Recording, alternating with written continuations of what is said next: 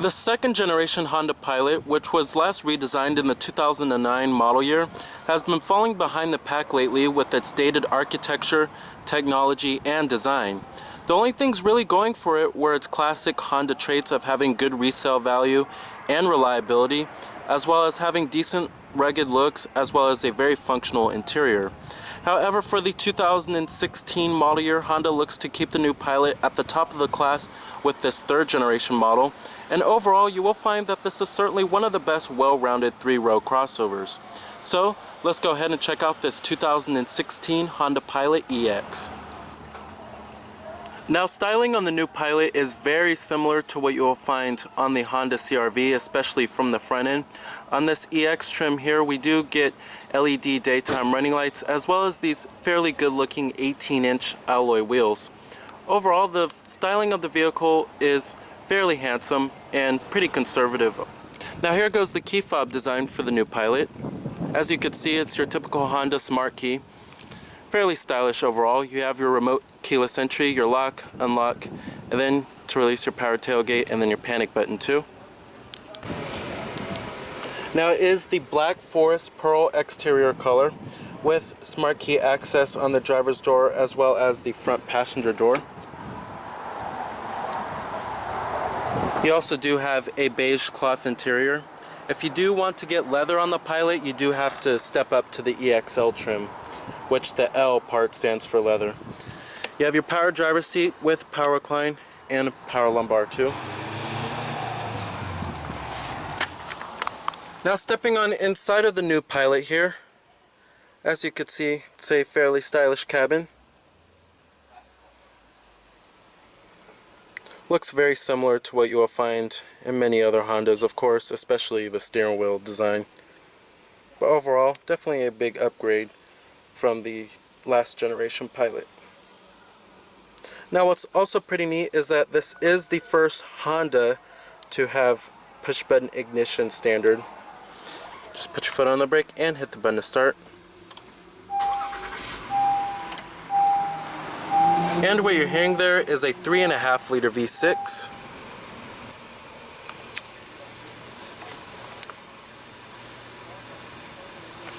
Coming to your transmission, you have a 6-speed automatic with lower gear selection. Now, if you do want the optional 9-speed automatic transmission, you will have to step up to higher end trim levels. Putting the vehicle into reverse displays your standard rear view camera with guidance lines and trajectory too, which is pretty neat. You can also change the different views of the rear view camera. You have your normal view, and then a wide angled view, and then a top down view too. Pretty cool. The image quality is decent too. And I'm gonna go ahead and turn on the lights and the hazards too. Driver's window and the front passenger window are fully automatic. And let's go ahead and pop up the hood, check out the engine bay. Heated exterior mirrors.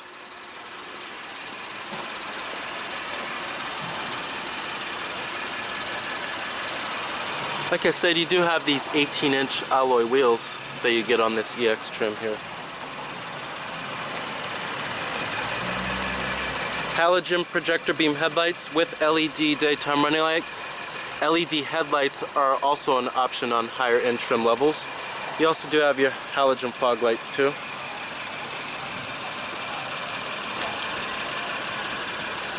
Fairly aggressive looking.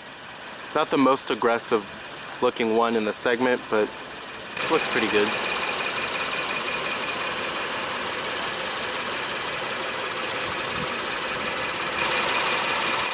Under the hood here we have Honda's 3.5 liter V6 producing 280 horsepower at 6,000 RPM and 262 pound-feet of torque at 4,700 RPM, with EPA estimates being a pretty fuel efficient 19 in the city and 27 on the highway. That's pretty fuel efficient for the class.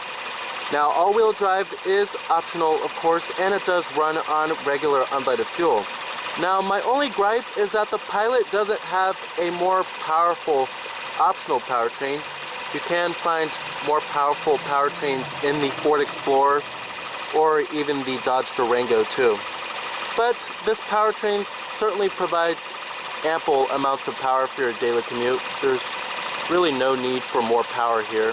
And the 6-speed automatic transmission does shift pretty seamlessly too. Now, trims of the Pilot, I'm going to go over the basic trims and ignore the Honda Sensing package as well as the rear seat entertainment packages. I'm just going to go over the basic trims. Now, it starts at the LX trim, which starts at $29,995, just a little under 30 grand, and it comes with a host of features such as a multi-angle rear view camera, Bluetooth phone capability, air conditioning, as well as halogen projector beam headlights, and like I said, this is the first Honda to ever have push button start standard. Then the EX trim starts at $32,430. The EXL starts at $35,905.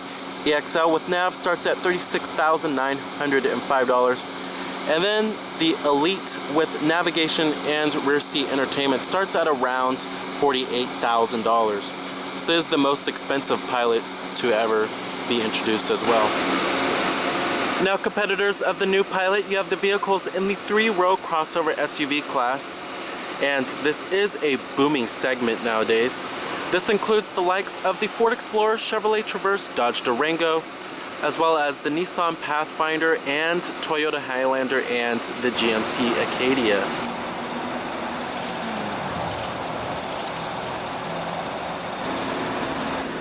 Like I said, EPA estimates are 19 city, 27 highway.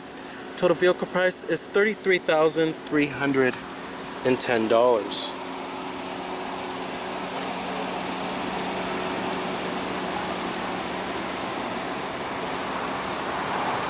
Coming to the rear, we have LED taillights, which come standard on the EX trim. Rear window wiper with the rear window defroster as well, and rear reflectors.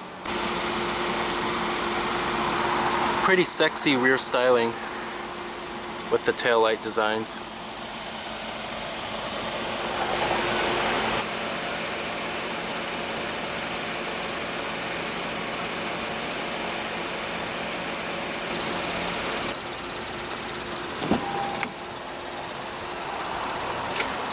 Of course, all of your basic power necessities, power windows, door locks, and your power mirrors right here, chrome interior door handles, nice soft touch armrest. And let's go ahead and rev it up.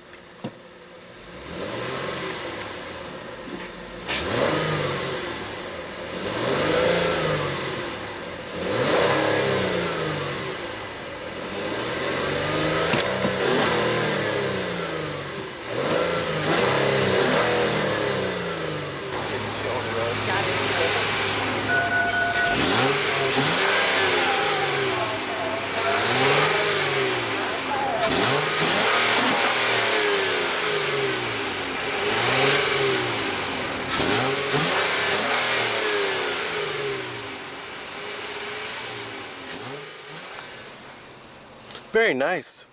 Definitely has some decent grunt to it. Pretty impressed. And it's not even a V8. Now, as far as build quality and materials go in the Pilot here, it's very much improved over the last generation Pilot. I don't think I would necessarily call it the best in the class in terms of build quality and materials, but it's certainly on par with the rest of the class. You have nice soft touch materials up here on the upper door panel. Mid door panel is decently soft touch, and the armrest is nice and squishy too. Up here on the dashboard, it's decently soft touch. You have this molded stitching that goes throughout the whole entire dashboard. Build quality is okay for the most part. Some of the interior trim and pieces don't really fit all that well together. However, it's much better than the last generation Pilot.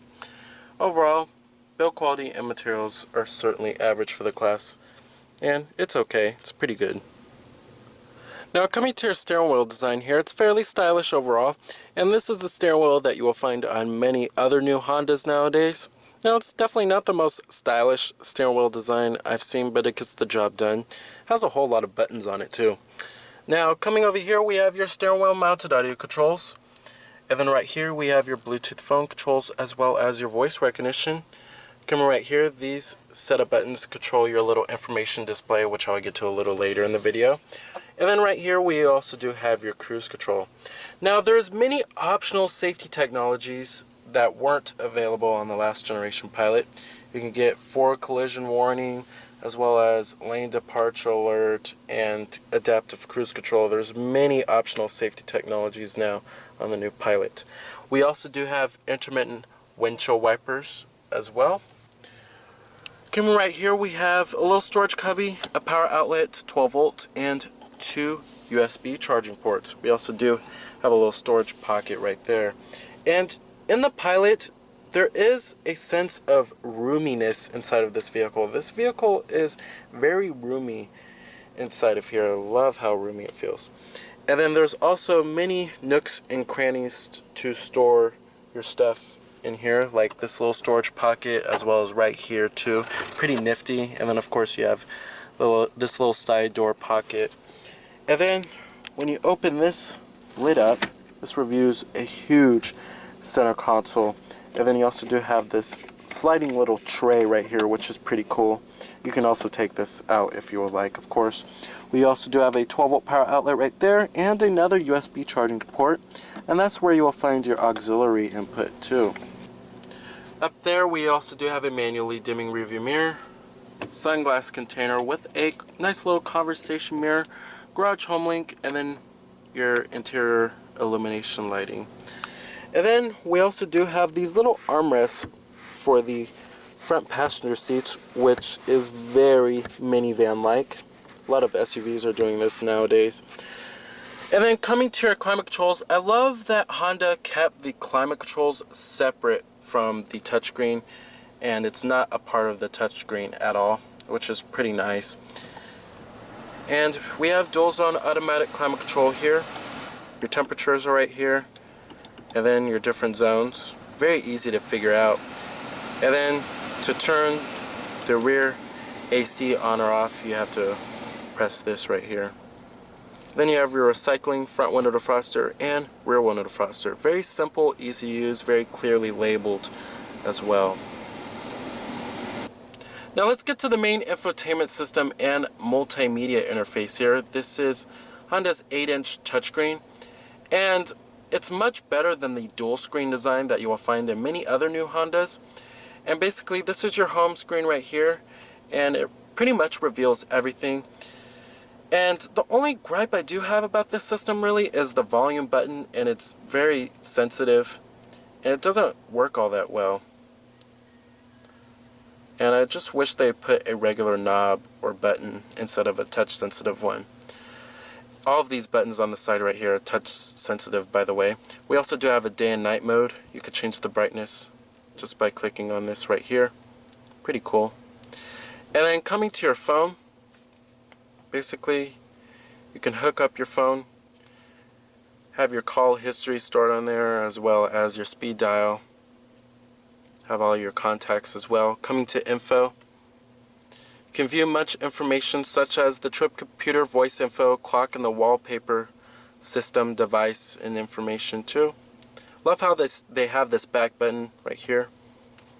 Coming to your audio, your different audio sources include all of the normal stuff, AM, FM, as well as satellite radio is an option, and then we do have your USB port with the iPod integration, and then your auxiliary input too. And then to change the different source, you have to click on source right there. Then you have your audio apps too, Pandora, internet radio as well. Coming back to the home screen, we have your Honda Link, which you can access various apps through your smartphone data connection.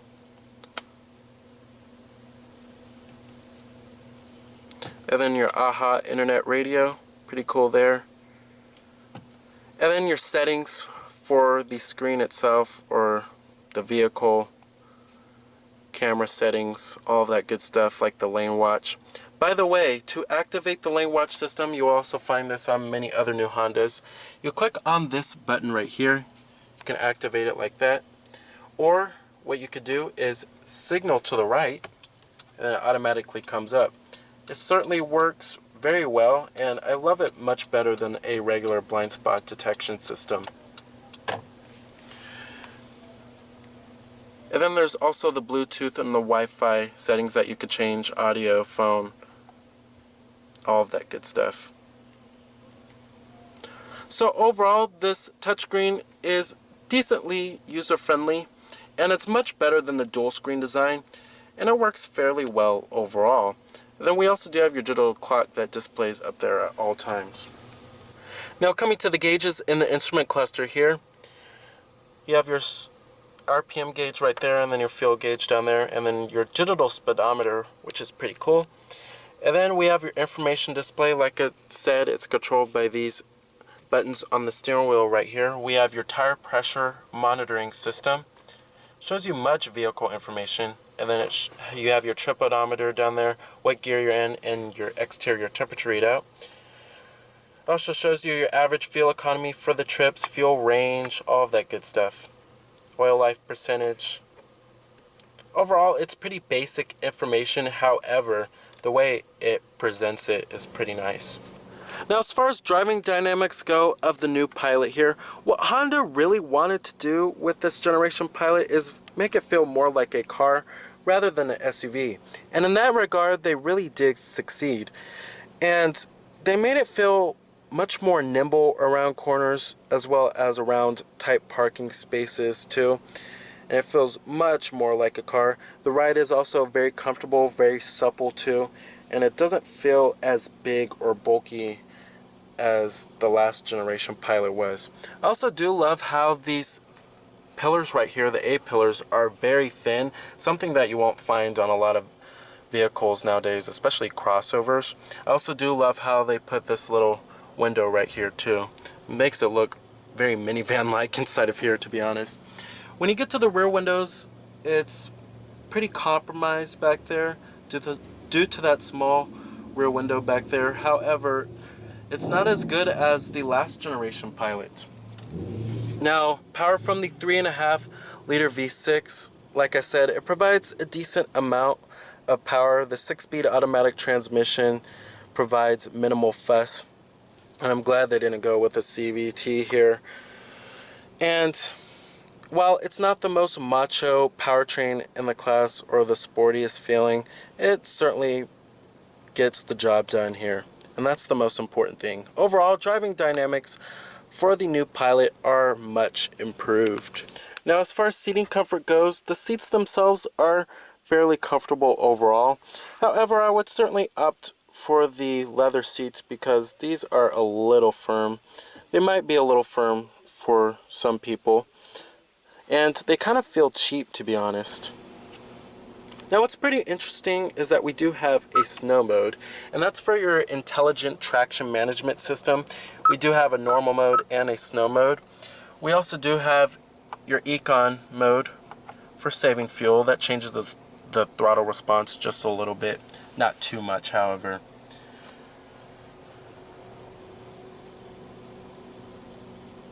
Alright, and let's go ahead and shut it down. Let's go ahead and check out the rest of the vehicle. Build quality and materials somewhat follow through in the rear. The upper door panel is hard touch, but the armrest and mid door panel remain soft touch. We also do have chrome interior door handles back here. And then on higher end trim levels, you do have a little button on the side right here that you push and the seats come right forward. That's a very nifty feature, to be honest. And that feature you will also find on the Acura MDX too. Now, access into the second row is excellent, and the doors open pretty wide too. And you will find that there is a lot of room back here, much more than the last generation Pilot. We also do have rear air vents, rear climate controls, dual mat pockets, and rear cup holders with the center armrest. The seats themselves are also decently comfortable too. However, I would probably opt for the leather seats because these seats are a little firm for my taste and they do kind of look cheap. to be honest. And you do have cup holders right here and a little storage cubby right there too. Now, some pretty nice optional features that you can get on the Pilot for the second row seats is heated seats for the second row, as well as captain's chairs too, and then a rear seat entertainment system, of course. Now, these second row seats also do recline, and to get into the third row, you have to pull this down right here and slide it forward. Now, like I said, on higher end trim levels, they just have a button that you push and then it comes right forward. But you have to do it like this manually. And then access into the third row is a little bit tight, and it's certainly only recommended for small children, but you do have cup holders back there too. To be honest, I'm not going to get back there because I probably couldn't fit.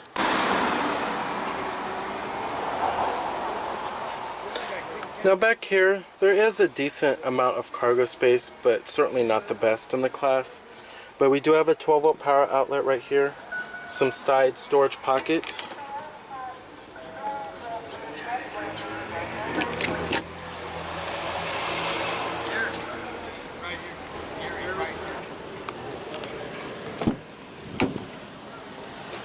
full manual passenger seat with manual recline.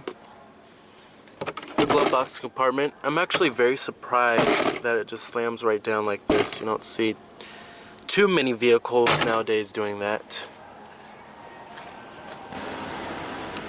So the 2016 Honda Pilot is an excellent choice for a three-row crossover and is now more in line with its competitors thanks to its updated technology, its very functional and roomy interior, decently stylish exterior design, and its very well-rounded driving dynamics with a pretty fuel-efficient and powerful powertrain. So remember that this is Cameron Birch from Cameron's Car Reviews.